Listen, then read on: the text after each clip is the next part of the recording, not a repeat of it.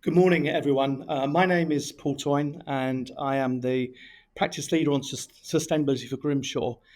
First of all, thank you ever so much for Nima for inviting me to speak to you today.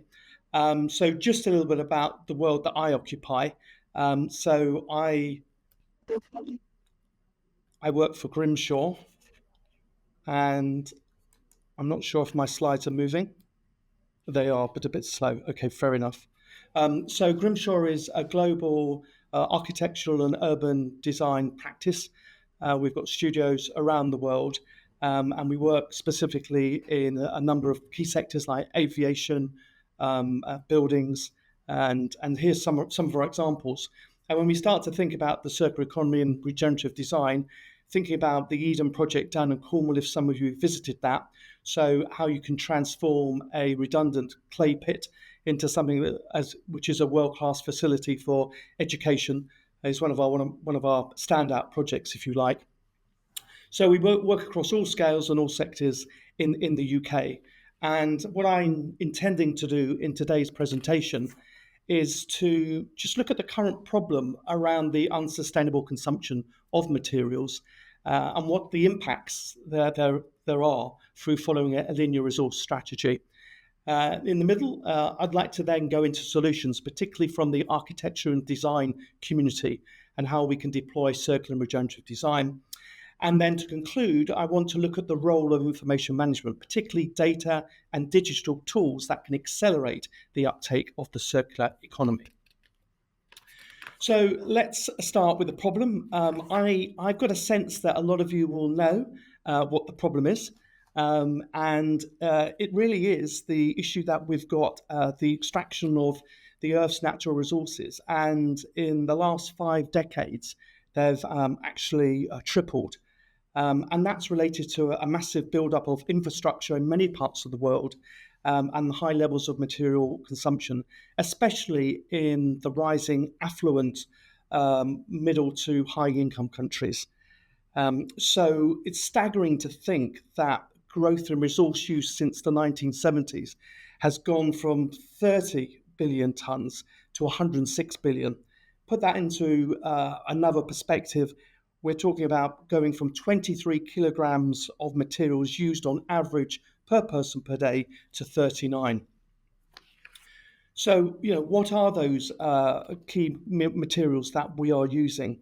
Well, we can kind of like split them into 4 kind of categories: metals, fossil fuels, so that's coal, gas, and oil, and then biomass, which is agriculture. So that could be our food, it could be food for livestock, and it also includes forest products like timber. And then if we look at non-metallic minerals, and this is the latest data from actually 2017 from the OECD, you can see that 49% of material consumption was within that particular year was non-metallic minerals, and 32% of that was sand, gravel, crushed rocks like aggregates. And if you think about that, they are the key ingredients in some of our building materials. So, for example, cement, concrete, glass, bricks, etc. So, the built environment sector plays a large part in terms of creating that demand for consumption of these key materials. But what is driving that? Clearly, it's population growth.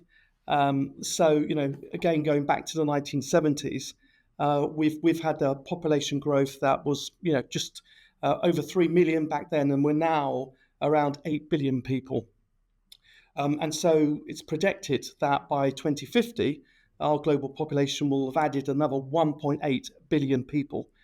The other trend that's happening is we've become more and more urbanized. So we're now living in cities and towns, so we'll have more people than ever before living in built-up areas, which require that infrastructure in terms of roads, mobility, shelter for housing, facilities for education, and everything that we know about.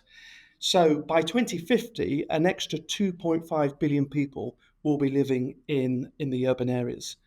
And to accommodate this need, it's literally the scale of construction that will see the city of Milan, which is roughly 1.5 people, being actually constructed every week from now until 2050.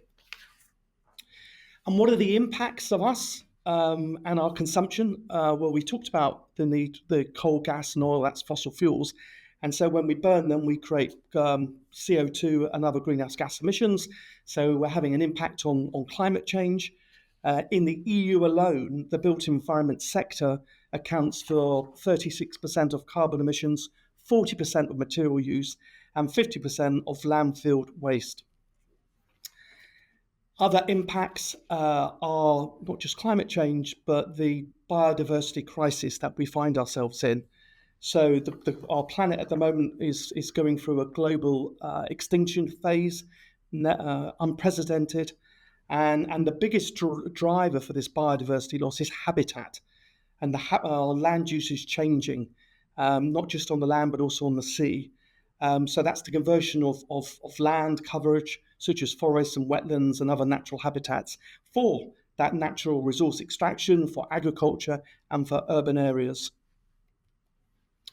And it's no surprise when you look at some of the data that is showing the decline in animal populations. So when you look at Latin America, Africa, and Asia, this is where we've got huge amounts of habitat loss, and as a result, biodiversity being threatened. And that those same areas correspond to the areas where we've got the sharpest rise in population and urbanization. And it's important to note that this is significant for us, for humanity, because what we're seeing now is the desertification, land degradation and drought. And that's associated with the habitat changes and the lack of soil biodiversity. And it's increasingly important that we actually protect soil, because that's, on the basis of what we create our biomass in terms of food. And this is, again, significant. So if we've got land degradation, poor soils, we will lose the nutrients and the whole system starts to fall apart. Added to the impact of climate change, and just in Europe, and particularly in the UK, we see spring coming a month earlier.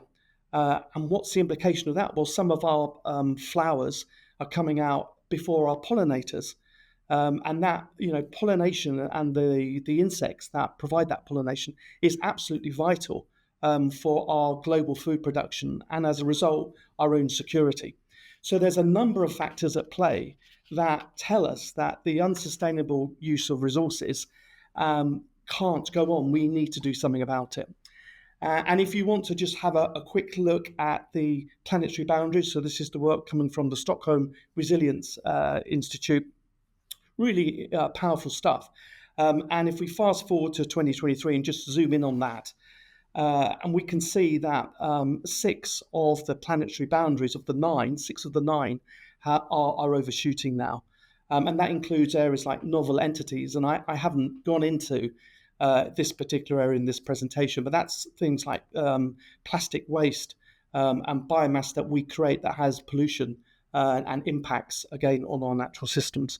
So, we are at that stage where we have to address climate change, we have to address the biodiversity crisis, and we have to start to think about regenerating and restoring the ecosystem services upon which we depend. So that takes me on to kind of solutions. And so very, very briefly, I would really recommend, if you want a good introduction to the circular economy, I'd recommend David Cheshire's book, published by Reba. And in it, David kind of explains, the principles of the circular economy. I'm assuming some of you may not know what the circular economy is, and it really is a system whereby materials are never wasted. And because of that, and because of the less pressure on the natural environment, we actually get nature being regenerated. So natural materials, or the materials, are kept in use through processing, like retaining, which could be or refitting, refurbishment, repurposing, and recycling. And for example, a typical restoration or renovation project can save between 50 and 75% of embodied carbon compared to constructing a new building. There is a fantastic opportunity here to change our system to one of being circular and not linear. It offers opportunities for jobs, economic benefits, as well as those social benefits in terms of air quality, reducing pollution, etc. And the research suggests that globally, a circular economy offers $4.5 trillion worth of opportunity by avoiding waste, creating business growth and economic opportunities. And going back to Grimshaw and the world that I operate in, just to give you a couple of examples of how architects can influence the circular economy. So this is the Herman Miller factory. It was constructed in 1976. This is roughly when the photograph was taken. But fast forward to 2019, it was converted into the new home for Bath Spa University. So back in the day, back in the 70s, it was all kit of parts. So the water facade is modular, and you can reconfigure it. And even back then in 1976, we were thinking about buildings as being material resources. And it's a real shame when you think about it, and that this concept, well before the circular economy, never really got traction of actually designing buildings that can be adapted and reused. And this is the kind of work that we've been doing for this particular project. So the before and after you can see. So this is a picture of Sir Nick Grimshaw in 2012, looking down on the furniture factory. Fast forward to 2019, photograph taken in a similar position. And you can see this is the new home to the Bath School of Arts and Design. Not only that, we've actually extended the building. And this is an example of the circular economy, which we call product extension, so extending the life of a product. Not only that, through its through the adaptive reuse, we've actually improved the fabric of the building, and we've been compliant with REBA 2030 climate change targets. We've saved embodied carbon. And then when we think about what we can do in new build, this is Cambridge University, their energy engineering building, and it's an example of designing for adaptability and disassembly. So here you can see that we've you can adapt this building, you can extend it, and the actual steel frame is all designed for disassembly, so you can actually take the building down. So these are some real live examples of circular economy in action. So what I would like to do then is start to think about information management. In this section, I'm actually going to be referring to the findings of the Circuit project. And this is a 4-year research project that's just ended. It focuses on 3 themes: transformation and building life cycle extension, urban mining and material reuse, and design for disassembly and adaptability, with the goal of accelerating the circular construction across Europe. And the Greater London Authority, through Remade London, approached Grimshaw to join the London City team. And because of our strong track record in the kit parts design, and indeed that recent project I just very briefly described around the university building and the design for disassembly. So I'd highly recommend you have a look at the website and find Chapter 4, because Chapter 4 focuses on data and indicators for a built circular environment, and it gives you some really great up-to-date research and case studies from Copenhagen, Hamburg, Helsinki, and London. Some of the information I'm now sharing actually comes from this report. So let's just think about how we accelerate that circular economy, why data is important. Well, we need data, but we need data that's accurate, reliable, and comprehensive, because without this, limited data can lead to poor decision making. So we need the full facts, as this data can then enable the circularity in material flows. And then we need data to be standardized So we need the same units, the same formats, because that's really helpful, because it enables data then to be shared between different users, different stakeholders, and we need that. We need it to be standardized. And when you think about it, information is important. And one example around data sharing is material passports. So let's take the example here. The owner of the asset, in this case it's a door, if you had the full documentation of the provenance of the door, its composition, its care during use, and for end of life, then they would have more choices for its potential reuse rather than having no information and actually just saying, well, we don't know quite what to do with it, let's just scrap the door.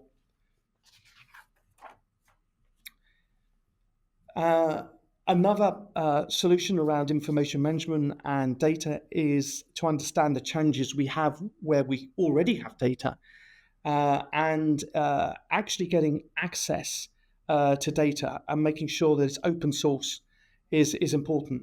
Having data that covers the right geographical areas as well is important, because when we're looking at material flows and how we can recirculate materials or where the materials might come from for repurposing, we need to know, we need to have that data, and that data needs to be spatial. So we need that information. So accurate, reliable. It needs to be standardized, but it also needs to be at the right granularity, and it needs to be available for all stakeholders.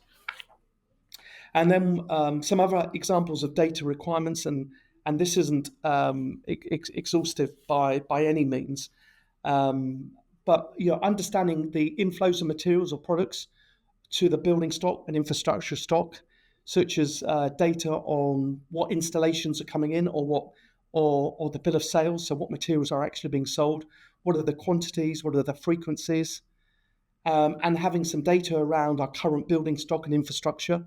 So what buildings, what's their floor space, or if it's in infrastructure, what's the kilometers of track, what's the what information is available around what materials are being used.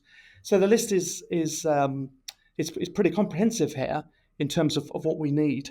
And another example around data requirements could be geographical and land use data. That could provide the basis for mapping and visualization.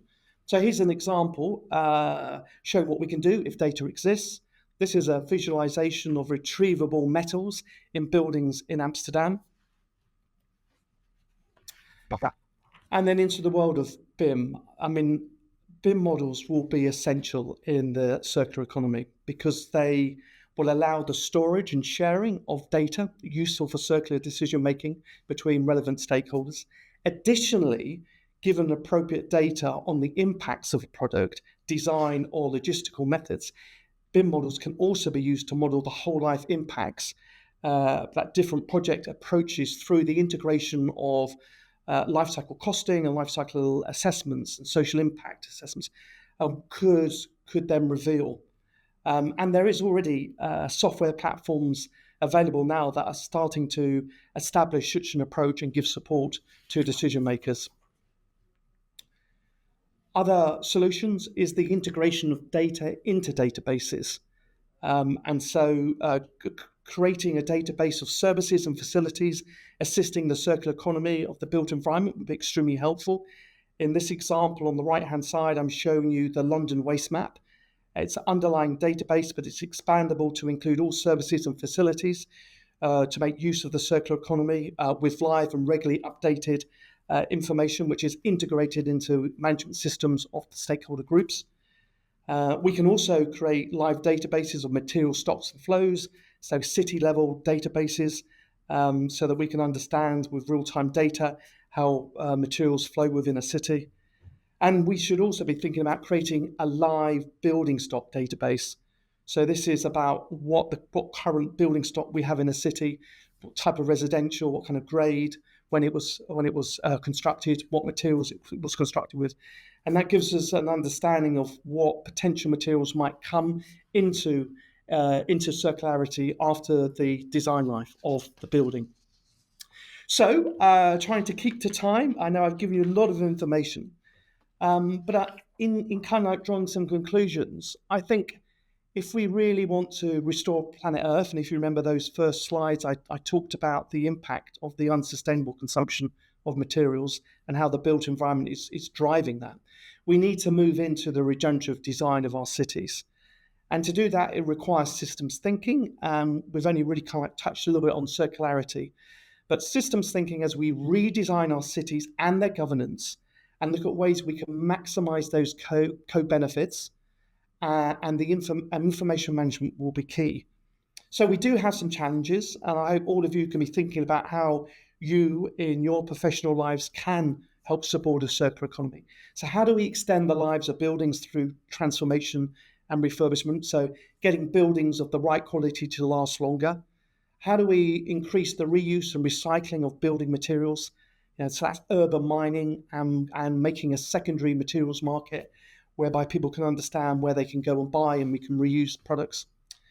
And how do we future-proof cities? By designing for disassembly and adaptability. Going back to that Grimshaw example back in the 1970s, why then didn't we think about the fact that all new buildings now should, through planning, need to be designed for disassembly and adaptability? That would be my manifesto. Anyhow, some conclusions from me. I hope they've been helpful. And I'm now really looking forward to joining with the panel discussion. So thank you very much for your kind attention, and I hope that was useful. Thank you.